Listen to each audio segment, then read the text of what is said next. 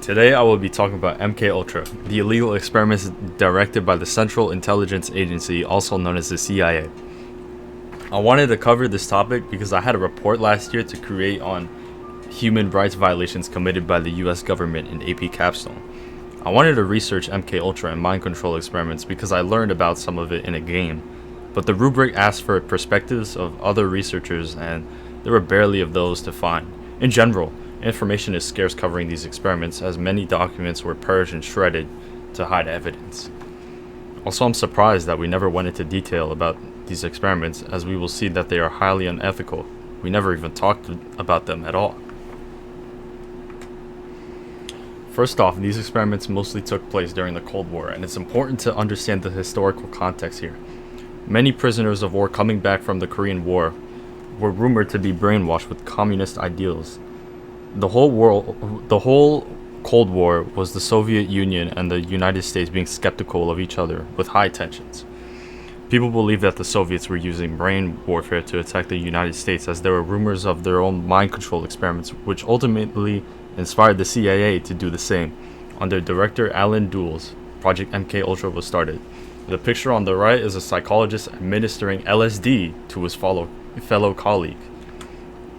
LSD was a popular hallucinogenic drug at the time and interested the CIA. They ended up buying large supplies worth of LSD. We're talking millions of dollars of these drugs in pursuit of experimenting with their own citizens. A former Air Force officer, Lloyd Gamble, was tricked into testing gas masks and was unknowingly administered LSD. He reported symptoms of depression, anxiety, and aggressive behavior. Gamble attempted suicide in 1960 but survived. He sought compensation after learning the truth of being drugged without consent, but was denied by the Justice Department. This project's doctors and psychologists were ultimately interested in how LSD had the potential to change a person's behavior and even control the minds of whoever they wanted. They began with willing participants who were themselves, but ended up using people such as Lloyd Gamble, as they wanted to test the effects on the average oblivious person. Of course, children were fit for the experiments, as they could be easily tricked and manipulated. A woman named Chris DeNicola Ebner was only 4 when she was involved in mkultra. She endured psychosis, electroshock therapy, drugging, and even joint dislocations in an attempt to control her mind. After all of that, this woman went to therapy for 12 years and was treated for mental disorders such as dissociative identity disorder, not to mention physical pain inflicted on her as well. There are multiple reports of children being hung upside down in cages, as well as enduring sensory deprivation, being starved, and deprived of basic necessities of life. At this point, it was flat out torture.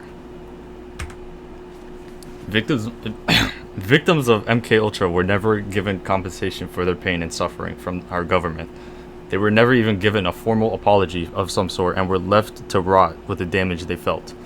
With these experiments, the CIA violated 3 APA general principles. One was for the psychologists to not harm their subjects but protect them. 2 was the entitlement to benefits from the experiments.